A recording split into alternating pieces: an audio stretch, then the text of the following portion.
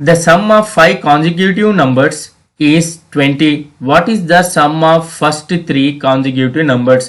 यानी consecutive numbers किसको कहते हैं? यानी जो नंबर तरतीब से होते हैं उसे consecutive numbers कहा जाता है। जैसा कि सीरियल से जो नंबर है 1 2 3 4 ये consecutive numbers कहलाते हैं। इस तरह से जो तरतीबवार नंबर्स होते हैं वो कॉन्जिक्यूटिव नंबर्स होते हैं। तो कहा गया है कि the sum of 5 consecutive numbers, यानी वो कौन से कॉन्जिक्यूटिव नंबर से नहीं कहा गया है इज, लेकिन उनका मजमुआ कितना है यहाँ पर 20 कहा गया है। What is the sum of the first 3 consecutive numbers? तो चलिए सवाल के जवाब को हम किस तरीके से सॉल्व करेंगे। फर्स्ट करते हैं कि पहला नंबर है x और इसका कॉन्जिक्यूटिव होगा x+1, इसका होगा x+2, इस तरह से x+3 और x+4।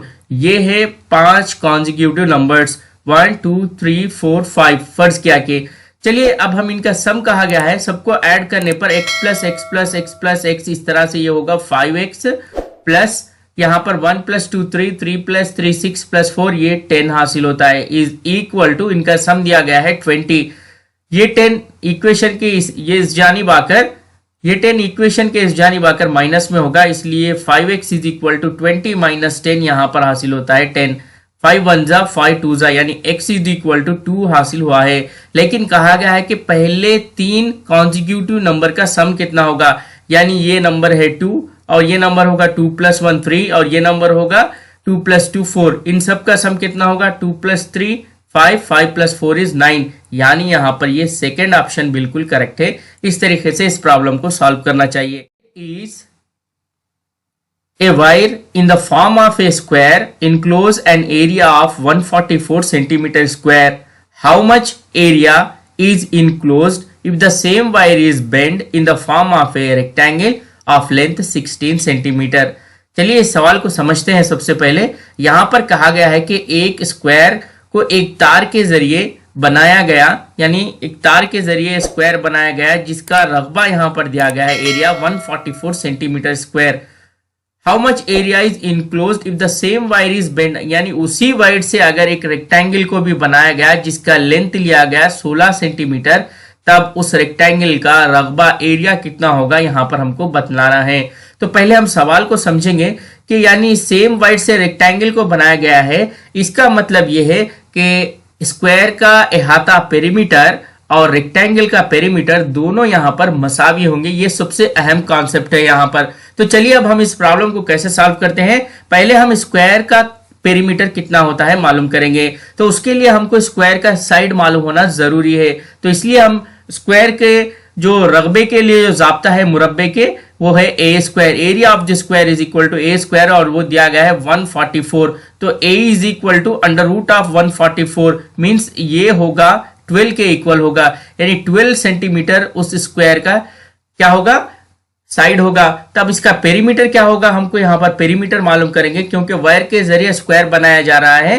तो 4 × 12 × 4 इज इक्वल टू 48 सेंटीमीटर उस स्क्वायर का पेरीमीटर होगा। लेकिन अब कहा गया है कि एक रेक्टेंगल बनाया गया उसी वायर के जरिए, यानी पेरीमीटर दोनों के मसावी होते हैं यहाँ पर, जिसका साइड कितना है रेक्टेंगल का यहाँ पर 16 सेंटीमीटर है।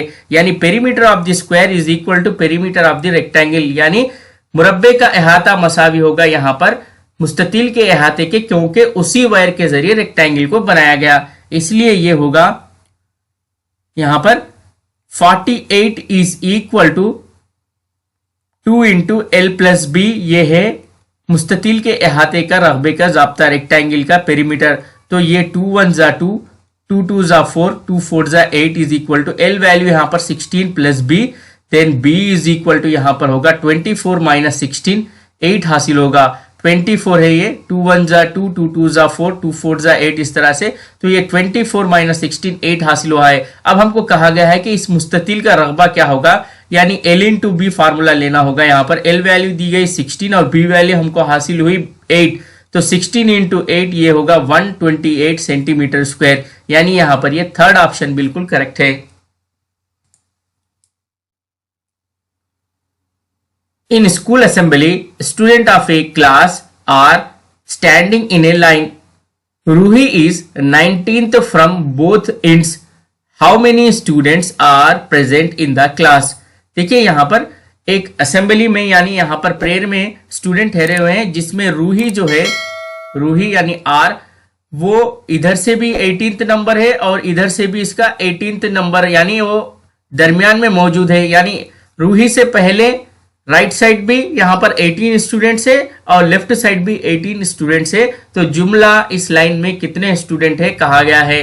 तो चलिए रूही एक नंबर यहाँ पर समझिए, तो ये 18 + 1 19 + 18, इस तरह से 18 18 36 और ये 1 37, यानी जुमला उस लाइन में 37 स्टूडेंट्स मौजूद है। इस तरीके से इस प्रॉब्लम को हम सॉल्व कर सकते हैं।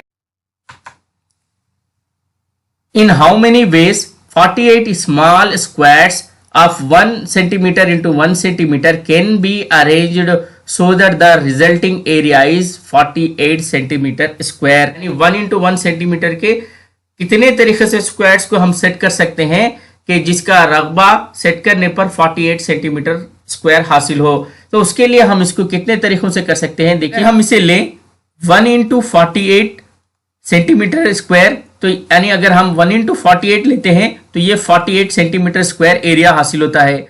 अगर हम 2 लेते हैं यहाँ पर तो ये होगा 2 into 24, ये भी हासिल होगा 48 सेंटीमीटर स्क्वायर। इस तरीके से अगर हम यहाँ पर 3 लेते हैं तो ये होगा 3 into 16 48 सेंटीमीटर स्क्वायर। अगर हम इसे 4 लेते हैं तो ये हासिल होगा 4 into 12 48 सेंटीमीटर स्क्वायर। इस तरीके से यहाँ पर अगर हम 5 तो नहीं ले सकते, यहाँ पर 6 into 8 लेते हैं तो यह हासिल होता है 48 सेंटीमीटर स्क्वायर। इस तरीके से हम इसमें यहाँ पर 5 कंडीशनों से हम अरेंज कर सकते हैं जिससे कि एरिया हमको 48 सेंटीमीटर स्क्वायर हासिल होता है। अगर हम 1 into 1 ले तो यह हासिल होता है 48।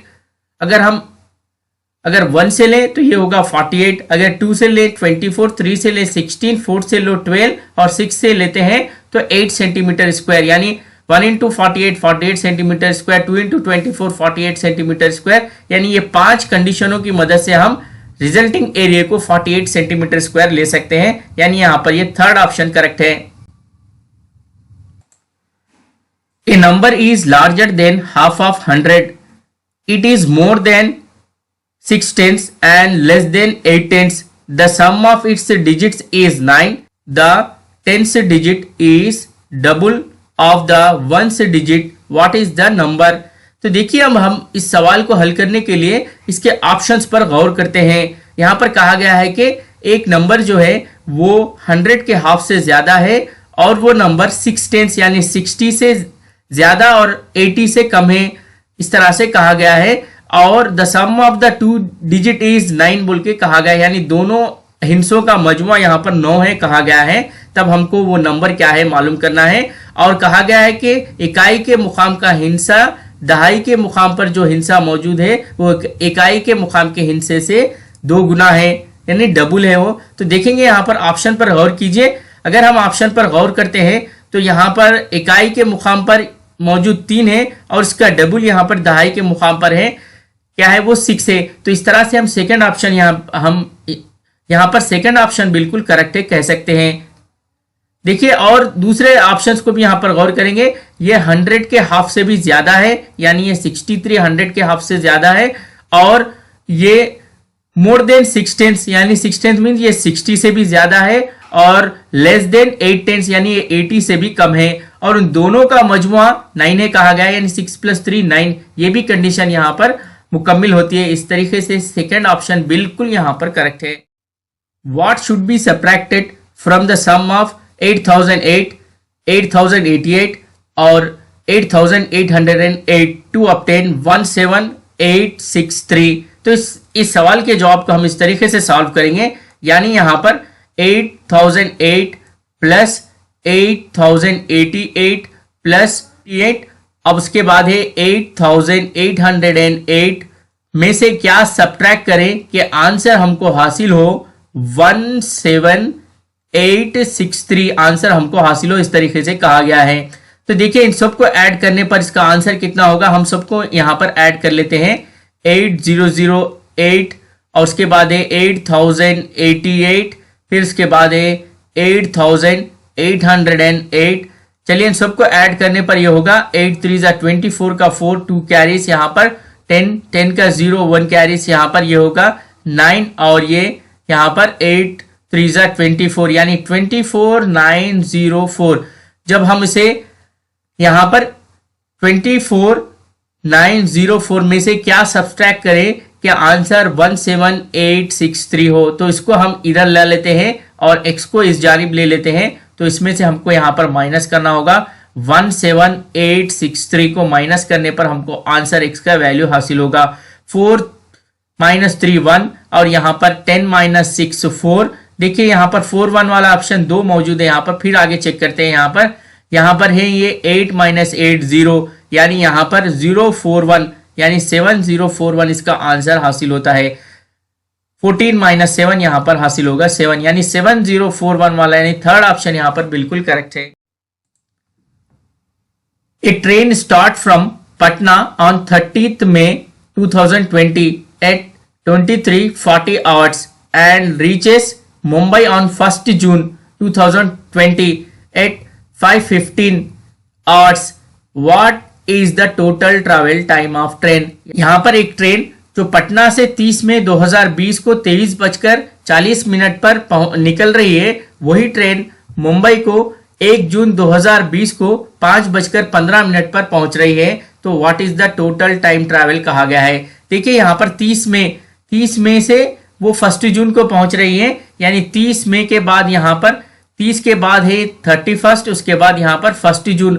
1 जून का जो टाइम दिया गया है वो 5:15 दिया गया है और यहाँ पर 30 जून को और यहाँ पर 30 मई को वो निकल रही है 23:40 पर, यानी 20 मिनट कहा गया है। अगर यहाँ पर 20 मिनट्स होते हैं तो ये दिन कंप्लीट होता है, यानी यहाँ 30 मई के यहाँ पर 20 मिनट्स और ये 31 का ये मुकम्मिल दिन ले रही है यहाँ पर, इसके 24 आवर्स और यहाँ पर ये 5:15 पर पहुंच रही है। तो जब हम इसे ऐड करते हैं तो 5 + 24 ये होगा 29 और ये 20 + 15 ये होगा 35। इस तरह से 29 आवर्स और 35 मिनट्स के बाद वो वहां पर मुंबई को पहुंचेगी, यानी सेकंड ऑप्शन यहां पर करेक्ट है 29 आवर्स और 35 minutes. In a division sum the divisor is 5 times the quotient and twice the remainder. If the remainder is 5 what is the number.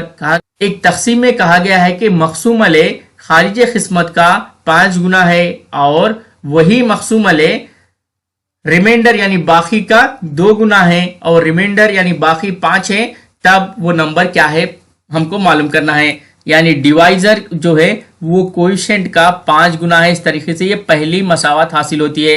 And twice the reminder और यही divisor जो है वो reminder का 2 गुना है और रिमाइंडर दिया गया है 5।